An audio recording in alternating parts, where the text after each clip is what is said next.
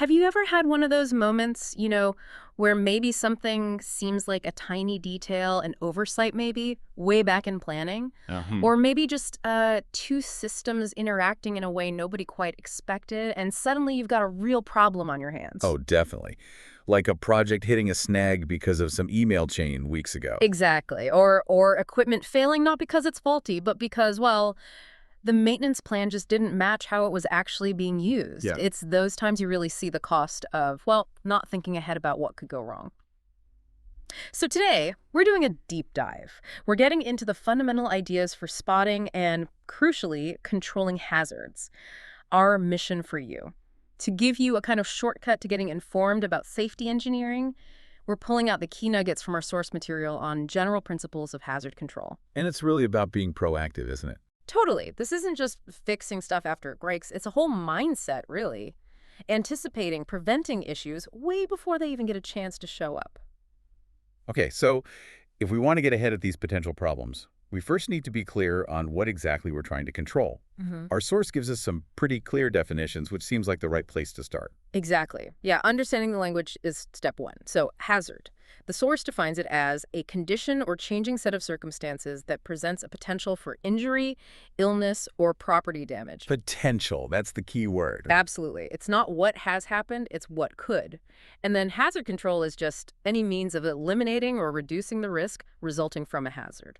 So it's all about stepping in, intervening in that potential to stop the bad outcome. That difference between the potential danger and the action to control it, that feels really important. It reminds me of that old saying, Murphy's Law. Yes. Whatever can possibly go wrong will. Yeah.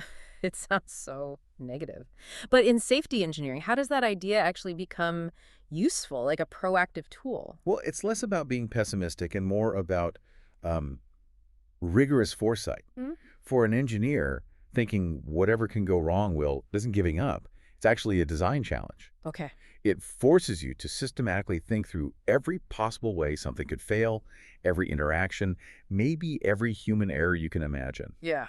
And then you engineer solutions to either get rid of that possibility entirely or, lessen its impact. It's sort of the engine driving a really thorough risk assessment. Mm. You basically assume the worst case isn't just possible, it's, well, maybe even likely, and you design for that. Huh. Reframing it like that makes it feel much more Yeah. empowering, actually. But where do these hazards even start? Sometimes they seem obvious, like a sharp edge or something. But our source talks about some really interesting, often kind of subtle ways they creep in throughout the whole life of a product or a facility. Yeah, it's not always some sudden big event. Right. And what's really fascinating, I think, is how often the seeds of a hazard are planted way before anything actually happens. Sometimes in what look like pretty minor decisions or just oversights, our material points to four main stages where hazards can kind of sneak in. Okay. First up is planning and design. This Mhm. is where the really fundamental flaws can start. Think about maybe calculation errors for how much load a bridge needs to take, Mm-hmm. or just bad assumptions about how people will actually use a piece of software, Mm. or failing to picture the real environment where some machine will operate. Like you design some delicate electronics for a nice, clean server room. Right. Climate controlled. Exactly. Yeah. But then it gets deployed onto a factory floor that's vibrating, dusty, maybe hot. Well, that's a hazard baked into the design from day one. It's that gap between the ideal plan and the messy reality. Yeah, I can see that. Okay, next up, production and distribution. So even if the design's perfect on paper, changes can creep in during manufacturing. It could be something that seems tiny, like substituting a slightly different type of steel for a part because of, I don't know, supply chain issues. Uh-huh. Or using a different glue that maybe reacts badly with some chemical later on. Mm. Even how something's packaged and shipped can introduce hazards if it's not thought through properly. Like sensitive stuff getting damaged in transit? Precisely. Yeah. Damaged because it wasn't braced right, creating a danger for whoever installs it. These are, deviations from the specs that might look small but can have big consequences down the line. Okay, what's next? Then you've got maintenance and repair. We often focus on stopping the initial failure, right? Yeah. But the actual act of maintaining or repairing something can be hazardous itself. A lot of designs just don't properly consider the human doing the work, the servicing, the setup, even just cleaning. Imagine like complex lab gear, where calibrating it means the technician has to reach into a high voltage area and there isn't a clear lockout procedure. Ooh, yeah. Or a big machine that collects gunk, and cleaning it means taking guards off, Yeah. exposing workers to moving parts. So not enough maintenance, the wrong kind of maintenance, or designs that just make safe maintenance really hard. These are major sources of hazards. And the last one? And finally, communication. This one gets overlooked a lot. Really? Yeah. Poor communication. Whether it's about the design, the right procedures to follow, safety rules, even warnings, bad communication can lead to terrible errors. If the steps for using some complex medical device are ambiguous, or a warning label is badly translated or stuck somewhere, no one will see it. That's just waiting for something to go wrong. Even the best design, the most robust safety features, they only work if people understand how to interact with them.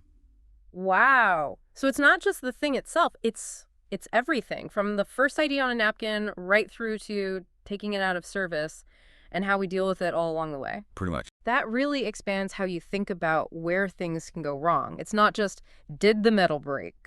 Puts a huge emphasis on being thorough, thinking ahead at every single stage. Okay, so let's say we've spotted a hazard. What's the best way to tackle it? Because it's not just about finding any solution, is it? It's about finding the most effective one.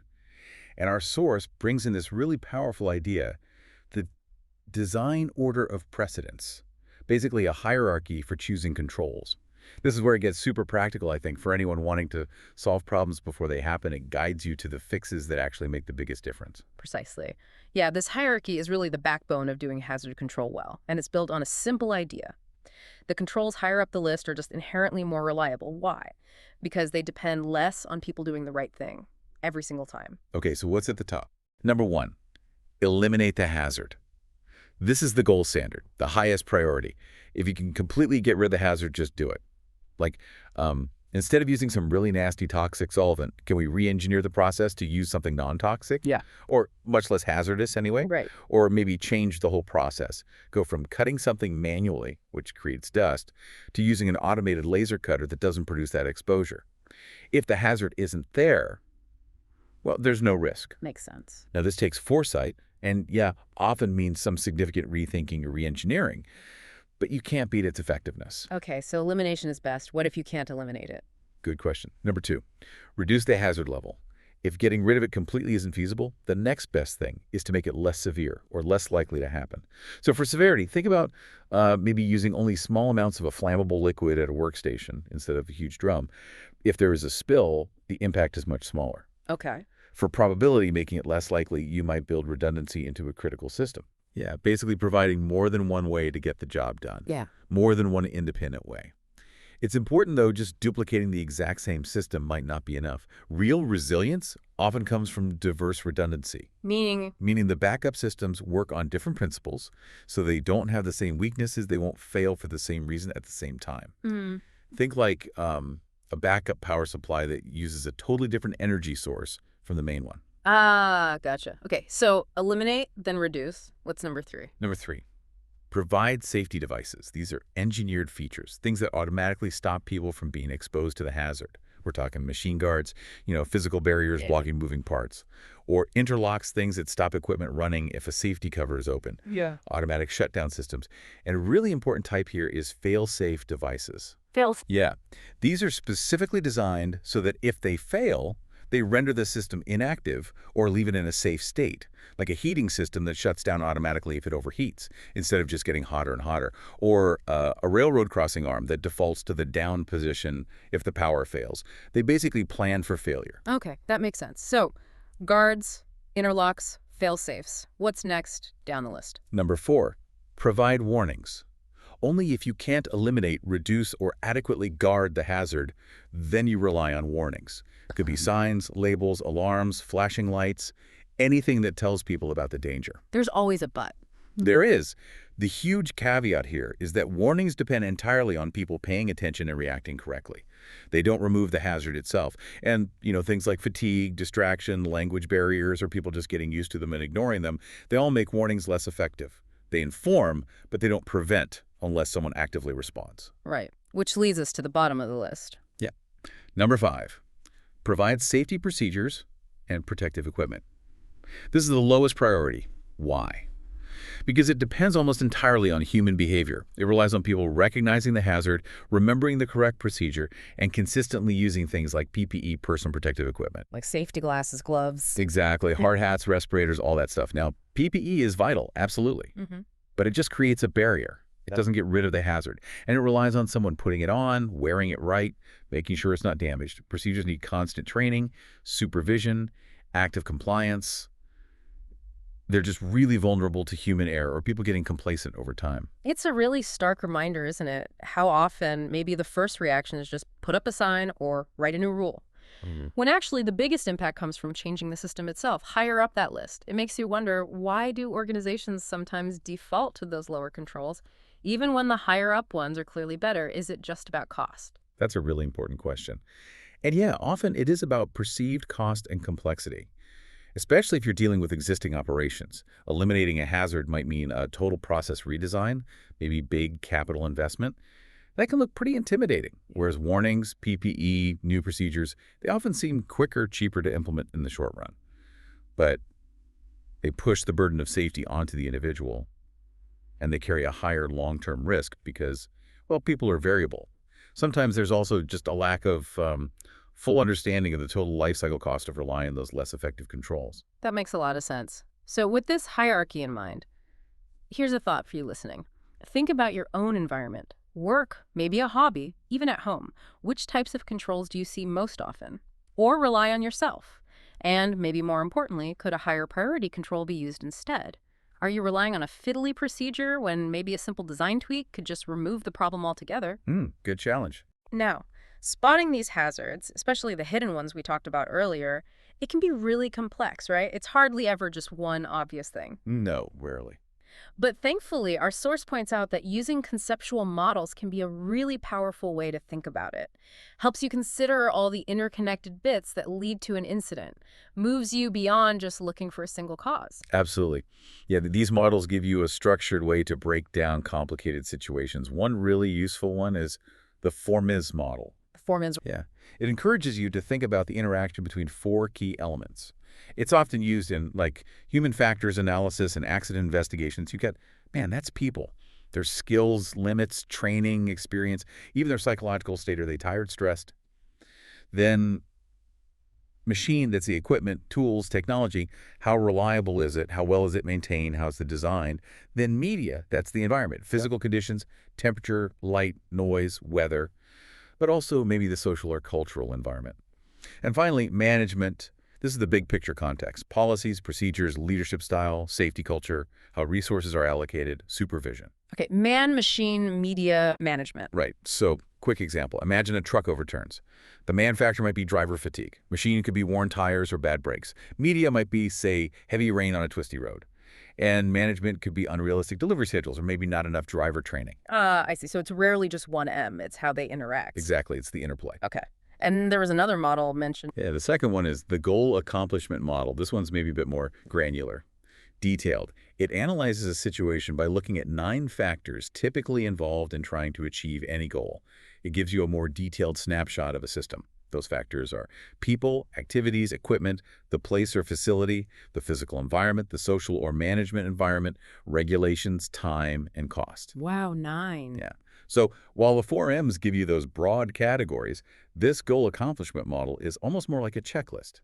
It helps you break down a specific task or outcome and spot vulnerabilities across a wider range of influences. That seems incredibly useful for avoiding just blaming someone. Right. And actually finding ways to fix the system. Totally. It moves you beyond who messed up to what combination of factors allowed this to happen. Yeah, that holistic view seems vital for really preventing things from happening again. Okay, so we've talked high-level strategies, these complex models, Yeah. but our source finishes up by reminding us about some really basic things, often overlooked principles that are just fundamental to hazard control. They're not flashy, but doing them consistently is incredibly powerful. Indeed. Yeah, these are kind of the unsung heroes of safety. The foundation everything else is built on. First up, housekeeping. Housekeeping, like cleaning up. Well, yeah, but it's more than just tidiness. It's really about operational discipline. Keeping work areas really clean and orderly, actively getting rid of trip hazards, preventing materials getting contaminated, making sure emergency exits are clear, having a proper place for every tool, every material. Poor housekeeping can start a chain reaction. A small spill becomes a slip hazard. A misplaced tool causes a delay in an emergency. Cluttered exits block evacuation. Good housekeeping actually reduces the mental load on workers, improves awareness. Okay, that's more than just sweeping the floor. Definitely. Then there's sanitation. This is about controlling health hazards. Things like proper sewer design, safe drinking water, clean facilities, effective waste removal. These are the basic public health things we often just assume are okay, but they're critical for preventing illness, reducing exposure to germs or chemicals, just ensuring a healthy environment overall. Think about managing Legionella in cooling towers, or safe handling of biological waste, often unseen but vital for long-term health. Right. And the last basic. And finally, first aid and emergency action. Look, prevention is always priority number one, but you have to have solid plans for when prevention fails. It's non-negotiable. That means having people trained, having the right supplies ready to go to treat injuries immediately, clear emergency procedures. Quick, good first aid can seriously reduce how bad an injury is, minimize complications, buy critical time until professional help gets there. It's damage control, essentially. A rapid, organized response when unfortunately all the other defenses didn't work. It's such a powerful reminder, isn't it, that sometimes the simplest, most consistent things have the biggest impact. Preventing problems, reducing harm. Absolutely. These basics feel like common sense, maybe, but they really are the bedrock. They stop small issues snowballing into major disasters. So, okay, let's try and wrap this up. What does this all mean for you listening? We've covered those crucial definitions, hazard control. We've looked at where hazards often hide right across a product's life. We've really dug into that design order of precedence, that vital hierarchy for finding solutions that actually work. And we've seen how models like the 4Ms or the goal accomplishment model can help us see the bigger picture, the hidden connections, and even how fundamental things like good housekeeping underpin everything. Yeah, and I think the main takeaway is that understanding hazard control isn't just for safety pros. It's really a way of thinking. It empowers you, anyone, to proactively spot and reduce risks anywhere. The core idea is always anticipating and preventing rather than just reacting after the fact. It's about trying to design a world where the potential for harm is just systematically reduced. So, as you go about your week, here's our challenge to you. Try starting to see the world a bit like a safety engineer, where in your daily life, or maybe at work, could applying that design order of precedence help you head off a potential Murphy's Law moment. Think about something that keeps going wrong, a process that's always frustrating, even a small inefficiency. Could you maybe redesign it, introduce some kind of safety device, or maybe just improve the basic housekeeping or communication around it? What hidden hazards might you find if you just look a bit closer at the planning, the production, the maintenance, the communication that surrounds you? You might really surprise yourself with what you can proactively prevent. Make your world not just safer, but probably more efficient and reliable too.